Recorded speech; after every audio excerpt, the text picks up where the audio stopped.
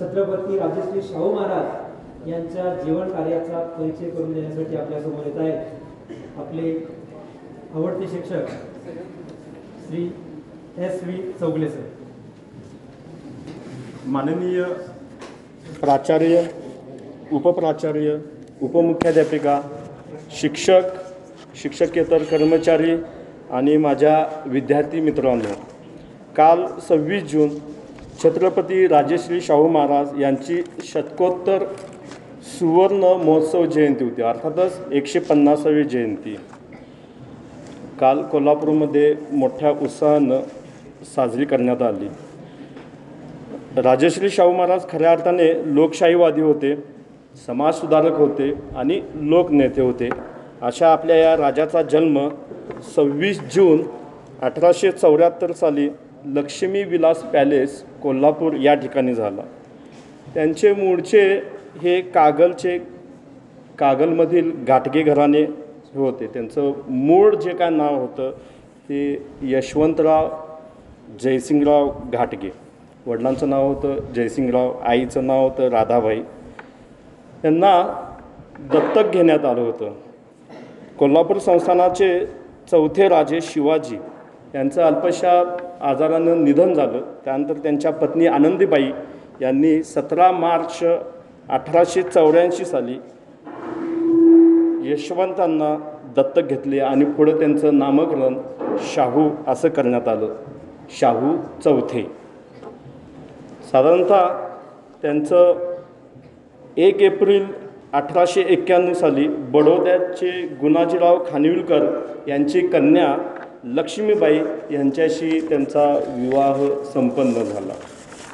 त्यांचं जे काय सुरुवातीचं जे काय शिक्षण होतं ते शिक्षण घेणारे जे काय शिक्षक होते ते कृष्णाजी भिकाजी गोखले आणि हरिपंत गोखले असे 2 गोखले बंधूंनी त्यांचं सुरुवातीचं शिक्षण घेतलं। पुढे 1889 साली त्यांना पुढचं शिक्षण घेण्यासाठी धारवाड येथे त्यांचं शिक्षण संपन्न झालं। ते शिक्षण S.M. फ्रेझर यांच्या मार्गदर्शनाखाली झालं। तिथून प्राथमिक शिक्षण झाल्यानंतर पुढील शिक्षण त्यांनी राजकोटच्या राजकुमार कॉलेजमध्ये घेतले। हे राजकोटचं जे काय कॉलेज होतं हे सर्व जे काय राजकुमार असायचे त्या राजकुमारांना शिक्षण देण्यासाठी प्रसिद्ध असायचं। अशा पद्धतीनं त्यांचं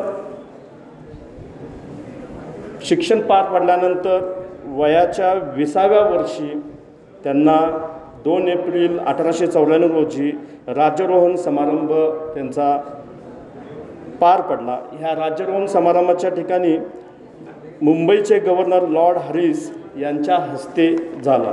या समारंभामध्ये प्रमुख उपस्थित कोण होते? R.G. भंडारकर, गागरकर, J.K.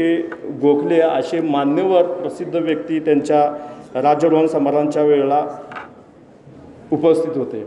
वयाच्या 20व्या वर्षी त्यांनी आपल्या प्रत्यक्ष कामकाजाला सुरुवात केली आणि कामाचा असा धडाका लावला की पुढल्याच वर्षात 1 जानेवारी 1895 रोजी ब्रिटनची सम्राज्ञी व्हिक्टोरिया यांना दखल घ्यावी लागली की ह्यांचं इतकं उत्कृष्ट काम पाहून त्यांना GCIS हा उत्कृष्ट असा मानाचा किताब दिला। आता GCIS काय आहे तर प्रदापनातच अतिशय महत्त्वपूर्ण काम करणाऱ्या व्यक्तीला, राजाला त्याकडे हा किताब अर्पण करत होते। एवढ्यावर ते थांबले नाही तर त्यांनी हा कामाचा इतका धडाका सातत्याने लावला की परत ब्रिटिश सरकारला 24 मे 1900 रोजी महाराज ही पदवी देण्यास भाग पाडलं। बघा विद्यार्थी मित्रांनो, ब्रिटिशाचं राज्य होतं, काहीही अधिकार नसताना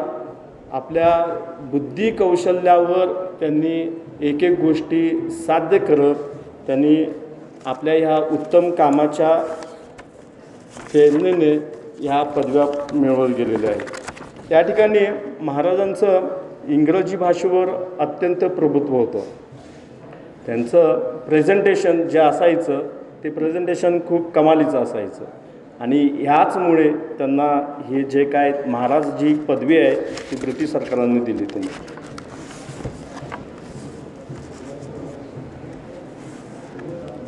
राज्यकारभाराचं जे काय प्रत्यक्ष कामकाज सुरू करत असताना त्यांनी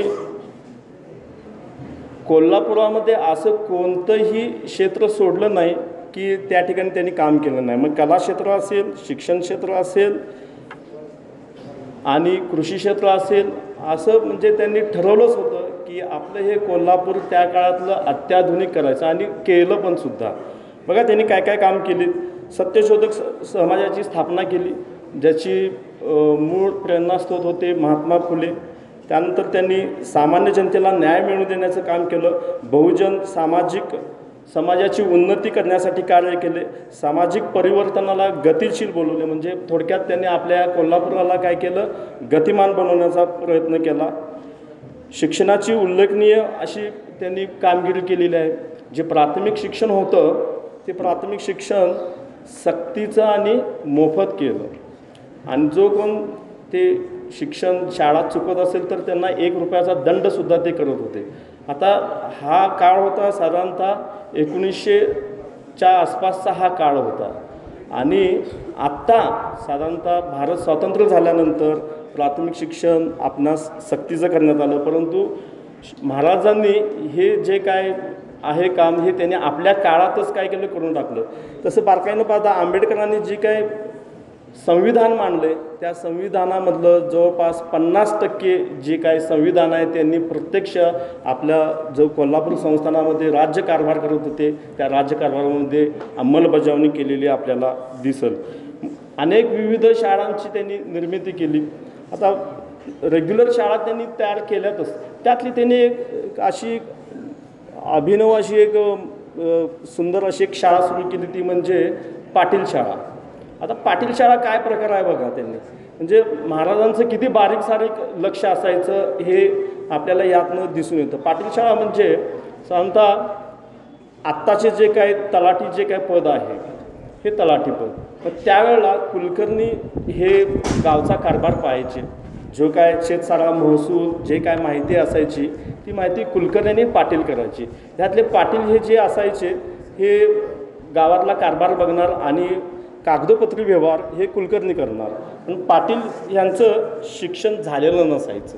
त्यांना अंदाज येत नव्हता की कशा पद्धतीनं पत्रव्यवहार करायचे. यासाठी त्यांना शिक्षित करण्यासाठी ही पाटीलकी शाळा त्यांनी सुरू केली. किती बारीक सारीक मुद्दा आहे. इथंच थांबले नाही तर कला क्षेत्रामध्ये त्यांनी संगीत असेल, नाट्य असेल, त्या क्षेत्रामध्ये त्यांनी दैदिप्यमान असं कामगिरी केली. आंतरजातीय विवाह असेल तो मोडीच काढला. आता हे त्यांची एक सवय होती की प्रत्यक्ष आपण पहिल्यांदा स्वतः करून घ्यायचं, कामाचा अनुभव घ्यायचा आणि नंतर मग दुसऱ्यांना सांगायचं. हा आंतरजातीय विवाह करत असताना त्यांनी आपल्या सख्या चुलत बहिणीचे काय केले, आंतरजातीय विवाह करून केला. होळकर घराण्याशी हे धनगर समाजातले कुटुंब होते होळकर म्हणून, त्यांच्याशी त्यांनी विवाह केला. आणि मग नंतर त्यांनी तो जो काय नियम आहे तो समाजाला लावण्यात आला. सनातनी जो काय वर्ग होता ह्यांना त्यांनी जुमानले नाही. त्यांच्या विरोधात जाऊन सामान्य जनतेला न्याय कसा मिळेल या ठिकाणी त्यांनी प्रयत्न केला. आणि ह्याचंच म्हणजे त्यांनी 50% आरक्षण, भारतामधलं पहिलं जे काय आरक्षण आहे हे 50% आरक्षण 1902ला महाराजांनी दिलं. जे आपल्याला आरक्षण जो काय मुद्दा आहे तो स्वातंत्र्यानंतर आपल्याला मिळाला. महाराजांचं कार्य इथंपर्यंत थांबलं नाही. तरी पण हे कार्य करत असताना एखादा थोर व्यक्ती जेव्हा काम करत असतो तेव्हा समोरनं टीका येतच असते. अशा 2 प्रकारच्या मोठ्या टीकांना त्यांना सामोरं जावं लागले. 1898 साली ताई महाराज जे काय प्रकरण आहे ते प्रकरण खूप मोठ्यात गाजलं. आता हे थोडक्यात प्रकरण काय आहे तर हे दत्तक वारसा असं प्रकरण होतं. या दत्तक वारसेच्या प्रकरणामध्ये कोल्हापूरमधून दत्तक घ्यायचा होता आणि या ठिकाणी महाराजांनी त्याला पाठिंबा दिला. परंतु ही नंतर पुढं कोर्टमध्ये हा जो काय प्रकरण कोर्टमध्ये गेला आणि तिथं कोर्टमध्ये लोकमान्य टिळकांनी ही केस जिंकली आणि इथून टिळक आणि महाराज यांच्यामध्ये वैचारिक मतभेदास सुरुवात झाली. परत 1899 मध्ये वेदोक्त प्रकरण हे मोठ्या प्रमाणामध्ये गाजलं गेलं. आता काय आहे जर असं आपण पाहूया. एकदा महाराज पंचगंगा नदीवर स्नान करण्यासाठी गेले होते, तेव्हा तिथं जे काय मंत्र म्हणण्याच्या पद्धती असायच्या, तर दोन पद्धती असायच्या, पुराणोक्त मंत्र आणि वेदोक्त मंत्र असे असायचे. तर पुराणोक्त मंत्र हे शूद्रांसाठी म्हटले जायचे आणि वेदोक्त मंत्र हे उच्च लोकांसाठी म्हटलं. तर इथं महाराजांसाठी पुराणोक्त मंत्र म्हटलं गेलं. ही गोष्ट बाळासाहेब खोपेकर आणि राजाराम शास्त्री भागवत ह्यांना समजले. आता ह्यांना कसं समजलं, तर महाराजांनी ह्यांना पण शिक्षण देऊन ठेवलं होतं वेदोक्त मंत्राचं. ह्यांच्यासाठी पण त्यांनी काय केली होती, खास शाळा काढली होती. ह्यांच्या लक्षात आलं आणि तिथं त्यांना महाराजांना कल्पना दिली की आपणाला असं असं मंत्र म्हटलं गेलं. तर हे इथं थांबलं नाही, तर परत हाच प्रकार परत राजदरबारामध्ये जे काय राजोपाध्ये त्यांचे भटजी होते, त्यांनीसुद्धा परत हे मंत्र म्हटले. हा जे प्रकरण आहे हे प्रकरण परत कोर्टामध्ये गेलं आणि इथं कोर्टामध्ये होते लोकमान्य टिळक महाराजांच्या विरुद्ध बाजूला, परंतु या ठिकाणी महाराजांच्या बाजूनं निकाल लागला. मी मगाशीच म्हटलं होतं, महाराजांचं बारीक सारीक असं आपल्या राज्यावर लक्ष होतं की कोणतीही गोष्ट आपल्या राज्यामध्ये राहता कामा नये. आपलं कोल्हापूर संस्थान कसं अत्याधुनिक होईल याच्याकडे त्यांचा सातत्यानं भर असायचा. तर साधारणतः 1891 20 एप्रिलला त्यांनी कोल्हापूर मिरज ही रेल्वेसुद्धा सुरू केली.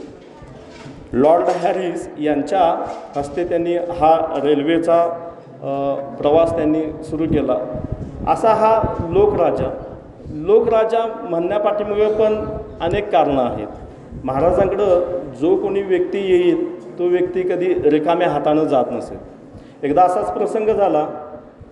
एक कर्नाटकमधले ज्योतिषी आले, महान ज्योतिषी आले, सहज कोल्हापूरमध्ये महालक्ष्मी मंदिरांचं दर्शन घेण्यासाठी म्हणून आले आणि राजाला भेटून जायचं, काय तर स्तुती करायची आणि त्यांच्याकडनं काय तर बक्षीस मिळावं या उद्देशाने ते आले. महाराजांची भेट घेण्यास आले. महाराज तेव्हा गडबडीमध्ये होते, जाण्यास निघाले होते आणि तिथं सांगितलं की मी महाराजांचं भविष्य सांगतो. तर महाराजांना ह्यांच्यावर ह्याच्या गोष्टीवर विश्वास अजिबात नव्हता. महाराज म्हटले मी गडबडीत आहे, त्यांना सांगा नंतर या म्हणून. त्यावर ते ज्योतिषी भटजी म्हणाले की मला वेळ नाही आहे, मला जायचं आहे. मग ठीक आहे म्हटले. महाराजांनी त्यांना बोलवलं, त्यांना ये म्हटले. तोपर्यंत आपल्या सेवकाला सांगितलं मला 3 कागदाच्या चिठ्ठ्या दे. त्यावर महाराजांनी त्या चिठ्ठ्यावर लिहिलं आणि चिठ्ठ्या बंद केल्या, खाली टाकल्या आणि त्या भटजीला सांगितलं उचल आता यातली एक. भटजी पाहत राहिला, मला हे काय काम सांगायला. उचला म्हटले. उचलल्यानंतर पहिली एक चिठ्ठी उचलली आणि उघडा आणि बघा आणि वाचा म्हटले. वाचल्यानंतर त्यावर 5 रुपये होते. 5 रुपये देण्यात यावे. मग भटजी असे बघायला लागले आश्चर्याने आणि मग सांगितलं त्यांना 5 रुपये द्या आणि त्यांना जाऊ द्या. मग भटजी जरासे महाराज पुढे गेल्यानंतर भटजी म्हणाले की तुम्ही सगळ्या चिठ्ठीवर 5 रुपये लिहिलेले आहेत आणि माझी थोडक्यात तुम्ही गंमत केलेली आहे. महाराज आले आणि परत म्हणाले की दोन्ही चिठ्ठ्या उचला आणि उघडून पहा. तर दुसऱ्या चिठ्ठीवर 500 रुपये होते, त्याच्या पुढच्या चिठ्ठीवर 5000 रुपये होते. हे तुमचं नशीब आहे. मी थोडक्यात तिथं महाराज काय बोलले नाही आणि तिथनं निघून गेले. म्हणजे थोडक्यात या ठिकाणी महाराजांना आपल्या कर्तृत्वावर विश्वास होता. पुढे गेल्यानंतर महाराज काय म्हटले आपल्या सेवकांना, त्यांना योग्य ती रक्कम द्या आणि त्यांच्या जाण्याचा येण्याचा राहण्याची सोय करा. म्हणजे आलेल्या व्यक्तीला कधीही नाराज करत नव्हतं. असाच आणखीन एक प्रसंग घडला. साधारणतः पहिलं महायुद्ध सुरू होतं. पहिल्या महायुद्ध काळामध्ये लक्ष्मण किर्लोस्कर यांनी कारखाना घातला होता आणि जे शेतीसाठी जे काय अवजारे होते ते पूर्वी जे काय नांगर असायचे ते लाकडी असायचे. शेतीसाठी अवजार तयार करण्यासाठी त्यांनी लोखंडाची काय केली होती, सुरुवात केली होती. चांगला त्यांचा प्रयत्न यशस्वी झाला होता. परंतु युद्धामुळे त्यांना जो काय कच्चा माल होता तो कच्चा माल मिळत नव्हता. मग आता काय करायचं, कारखाना बंद पडण्याची वेळ होती. त्यांना नंतर एक भन्नाट युक्ती सुचली की किर्लोस्करांना वाटलं की आता ब्रिटिशांचं राजवट आहे, युद्ध नाही आहे आणि जो काय तोफेचं जे काय तोफा आहेत लोखंडी त्या पडून राहिलेल्या आहेत. जर का त्या तोफा मला मिळाल्या आणि मी त्या तोफांचं लोखंड वितळून परत माझं जर का अवजारे तयार केली तर या ठिकाणी माझा कारखाना बंद पडणार नाहीत, कामगार पण बंद पडणार नाहीत आणि सर्वांची काय होईल, सोय होईल. प्रगती होईल. मग ह्या उद्देशाने ते महाराजांकडे गेले. महाराजांना त्याची पूर्व कल्पना दिली. महाराजांना पटकन तो उद्देश समजला. त्यावेळा ताबडतोब त्यांनी काय केली, त्या ठिकाणी परवानगी दिली की ज्या तोफा पडलेल्या आहेत त्या तोफा रयतेसाठी, ह्या शेतकऱ्यांसाठी वापरण्यात येतात. म्हणून त्यांना लोकराजा म्हटलेला. असा हा आपला लोकराजा 6 मे 1922 रोजी मुंबई येथे अल्पशा आजाराने निधन झालं त्यांचं.